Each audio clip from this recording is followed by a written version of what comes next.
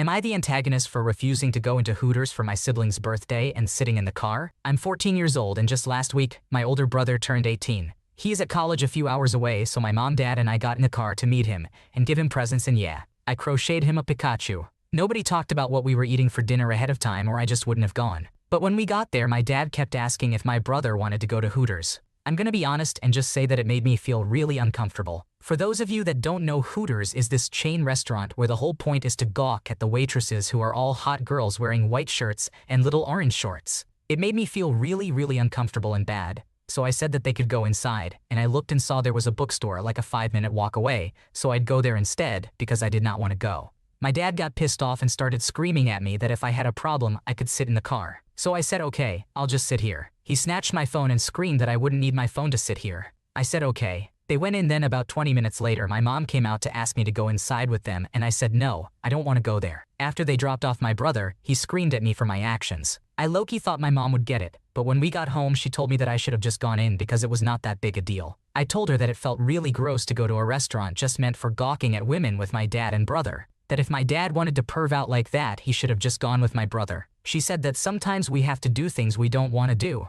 Which, yeah, I get that, but I figured that applied more to stuff like having to do homework or babysit my mom's friends' kids. Am I the antagonist? I wanted to clear up something because it keeps coming up, but my brother's birthday dinner wasn't ruined. They got to go inside and have a good time. He got his presents and money, and he and dad talked about how big their waitresses TTAETs are, and how hot it would be to see her and the other girl together on the drive back to his school. So nothing was ruined because I wasn't there. And no, I'm not lying about my dad screaming. He screams when he gets mad. I know the difference between a scream, a yell, a raised voice, or talking sternly. Go ahead and judge me, but don't call me a liar.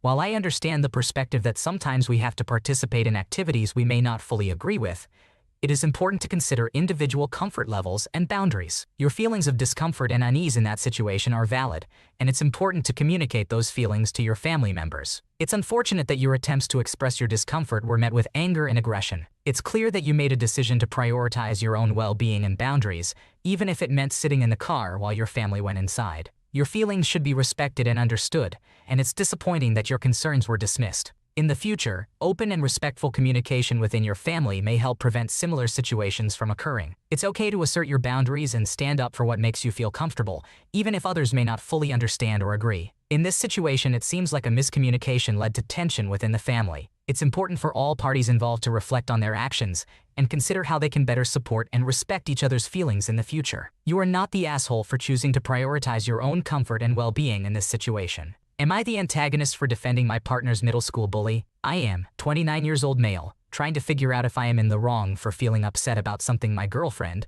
29 years old female, did. So, this past weekend, we were visiting her parents and stopped at a fast food joint. After we got our food and left, my girlfriend started relentlessly mocking the cashier and made a bunch of comments about how aged she looked, how her entire being must reek of deli meat, how she hoped the cashier was stuck living with a bunch of roommates, etc. I was just confused by her sudden vitriol. I asked her what was her deal with this particular cashier, and that's when she explained to me that this person had bullied her and her best friend in middle school. I put bully in quotes because, from the stories she's told me, it sounds more like this person was part of a larger group that teased her and her best friend during P, and not coincidentally, other non-white kids. I was sympathetic at first because I didn't realize that she had ever experienced bullying, but after getting more context, it felt less like prolonged torture and just typical mean kid stuff. For reference, my girlfriend is East Asian and her best friend is Indian. I'm also East Asian, so I'm not trying to dismiss their racism as nothing more than schoolyard bullying, but it seems like since they weren't able to get a rise out of them, they gave up and moved on to picking on other kids. I even asked if she still felt affected by their taunting, but she said that she really hasn't thought about any of them since middle school. After what felt like her 5th comment about the cashier's droopy nasolabial folds, I got a little fed up and asked her to move on and let it go. She took offense to this and proceeded to fill out the online guest survey form, intentionally lying about the cashier's poor hygiene and service. She also wanted to leave a negative Google review, but I think, well, I hope, I talked her out of it. I tried to calm her down, but she said she wasn't riled up and that she didn't care about this person or what happened to them and didn't expect her customer feedback to do much damage, but if it did, she wouldn't care either way. I've never seen her act this vindictively, and honestly the whole thing has thrown me off. I'm questioning if I am the asshole for calling her out. She thinks I'm taking the bully's side, but I think she's being a callous jackass and unnecessarily cruel. It seems like your girlfriend has been harboring some deep-seated grudges from her middle school days, which is quite impressive considering she's only 29 years old. I mean, who knew bullying in PE class could leave such a lasting impact, right?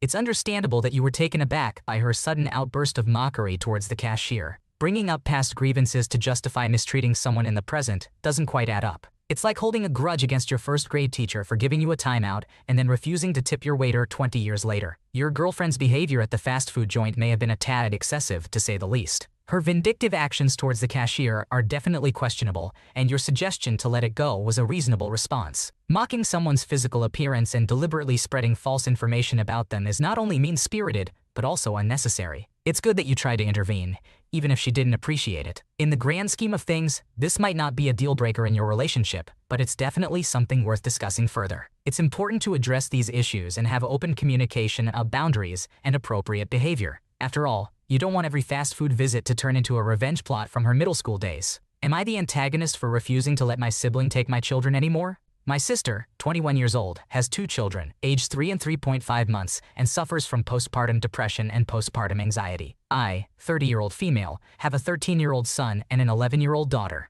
School vacation just went by, and my sister had asked if both of my children could go visit her for the week. I asked the kids and they said they wanted to, so I said yes. Every single time my daughter FaceTimed me, she had my sister's 3-year-old. I didn't think too much of it at the time because my daughter loves this little girl very much. But by day 5, both my kids were asking me to come get them. I show up and my sister starts begging me not to take the kids until Sunday, our original agreement, because having them here makes my anxiety go away. I simply told her the kids wanted to come home and left. Around dinner time, my daughter made a comment about how she had the 3-year-old the entire time she was there. To a point where I guess my sister even asked to have the 3-year-old sleep with my daughter so she could get up with her in the morning so she could sleep in. My daughter stated that the only time my sister came downstairs was to shower or make food for herself. The rest of the time, my kids were left to fend for themselves and take care of the 3-year-old, including meals. My sister's boyfriend lives there full-time and doesn't work either, so he never leaves. Therefore, there were 2 adults in the house, and neither of them watched their child the entire time my kids were there. I guess there were also multiple times that my sister asked my daughter to clean the house. I didn't confront my sister originally because I didn't feel there was any point to it. But she just called my daughter about an hour ago, and my daughter says to me, while still on the phone, "Auntie wants to know if I can go back over there on Friday." I said absolutely not, and went back to doing dishes. Then my daughter hands me the phone. It's my sister asking why my daughter can't go there Friday. So I say because my daughter is not your maid or nanny. You made her wake up with your child, take care of her all day, clean your house, and then put her to sleep at night. My daughter is 11. She will not be parentified. My sister immediately starts crying and says it wasn't like that. She was just helping me. So I told her that both my kids wouldn't lie and tell me the exact same story if it didn't happen, and that postpartum anxiety, postpartum depression, is not an excuse to pawn 100% of responsibilities off on a child, especially when her boyfriend was there full-time. Now, she's basically saying it didn't happen like that, and that my kids were just helping her, and that she enjoyed having them there because the noise helped her not to panic. I told her it still wasn't happening, and she called me heartless and said this is the reason women with postpartum depression don't ask for help. Am I the antagonist?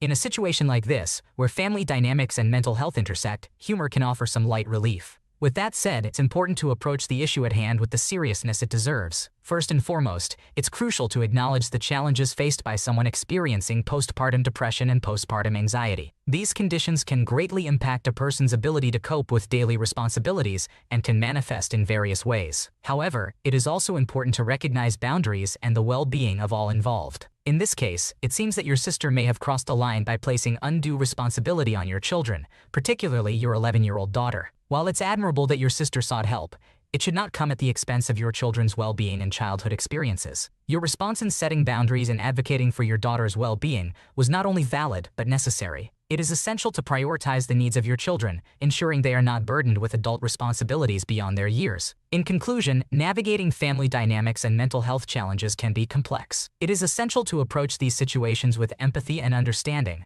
while also maintaining boundaries and ensuring the well-being of all family members, especially the children involved.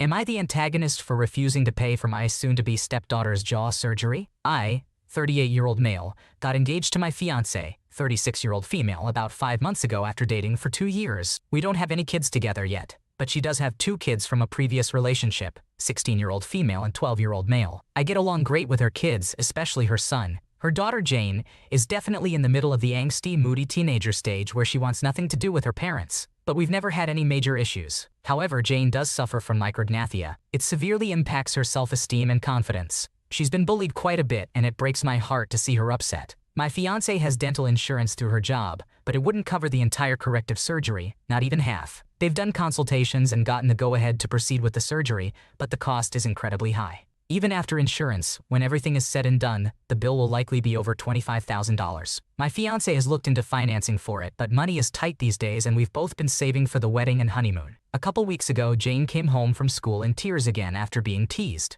My fiancé and I calmed her down, and during the conversation, Jane expressed how much she wants the surgery because, in her eyes, everything in her life would be so much easier if she did. That night, my fiancé and I were talking about Jane, and she asked me if I would be willing to help pay for Jane's surgery. I have a good job and make a decent living, but I don't have that kind of money saved. I asked her how much she has saved to put towards it, and she said about $5,000. I told her that I feel terrible for Jane and what she's going through, but I don't have that kind of money. And the money I do have saved is earmarked for the wedding and honeymoon. My fiancé said she would be fine with a courthouse wedding and no honeymoon if it means that Jane can get the surgery. I reminded her that I want a real wedding, not a huge one, but a real one, and that we've already been brainstorming honeymoon ideas. She got upset at this point and told me I was being selfish for putting my own wants over Jane's needs. She told me that if Jane was my own daughter, then she bets I would pay for it in a heartbeat. That comment pissed me off because it was a low blow, and I told her that was a BS thing to say. We kept fighting for a bit after that without resolving anything, and I ended up leaving to calm down. The next time we talked, she did apologize for what she said, but she also said that she still believes that's true. She said if I'm going to be a stepdad that I need to treat the kids as if they were my own, which means sacrificing things I want for them. I told her that while I love Jane, I can't help but feel like I'm being treated like an ATM here. My fiancé said this is the first time she's ever asked me for financial help, and that this will be life-changing for Jane. While the situation is definitely a tricky one, it's clear that there are deeper issues at play here beyond just the money. It's understandable that your fiancé would want to prioritize her daughter's well-being, but it's also important to consider the implications of sacrificing your own wants and needs in the process. While being a step-parent does come with certain responsibilities, it's also important to maintain a balance and ensure that your own wishes are taken into account. It might be worth having a serious conversation with your fiancé about finding a compromise that works for both of you, as well as for Jane's best interest. After all, there's no use having a dream wedding if the cost is a nightmare. Am I the antagonist for telling my mom she let her in-laws stay at my dad's, our cabin, and needs to own it instead of blaming me? My father bought a cabin before he married my mother. It became a family place for us when he married my mother and they had me. And when he wrote his will, he left the cabin to me, not my mother. But my mother helps look after it in the meantime, but full ownership goes to me when I, a 16-year-old male, turn 18. My father died when I was 7, and my mother remarried when I was 10. My mother has 2 kids with her current husband, a 6-year-old female and a 3-year-old male. When my mother got engaged, found out she was pregnant, she asked me if I would be okay with the cabin remaining for the family and including her husband and new baby. She wanted to keep it as the family vacation spot, but said if I would turn around once I owned it completely and say I didn't want her husband and new kids to be there, then she wasn't going to ruin any memories for them or cause them some heartache by bringing them knowing they would no longer be able to go in a few years. I told her I wouldn't want them to use it and wouldn't let it be used by her new family. She told me they were our family, not just hers. She saw I still didn't want to let it be for them as well, so she never took them there. Before Christmas, my mother let her sister-in-law and family stay in the cabin because they lost their house. Ever since then, my half-sister has been asking questions about it and wondering why she never goes there, etc. My mom told her it was mine and she looked after it for me until I was an adult, and she wanted the family to be safe. So then my half-sister is asking when we're all going to go and why we don't ever stay there and how she wants to see it. My mom asked me if I had changed my mind yet, and I said nope.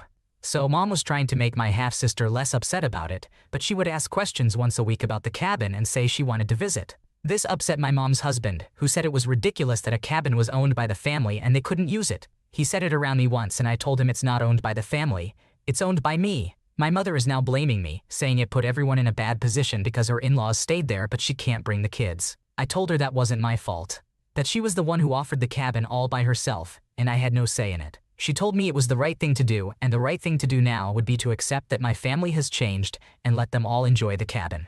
I told her I can't stop her for the next 2 years, but it's not going to be used once I take full control. Mom and her husband both told me that wasn't the correct way to behave. They said I made my half-sister upset by letting her aunt, uncle, and cousins stay. I told Mom she let them stay, not me, and she needs to own it instead of blaming me. They were mad that it implied I would have refused to let them stay, and that I don't see how my actions are the root problem in everything. Am I the asshole?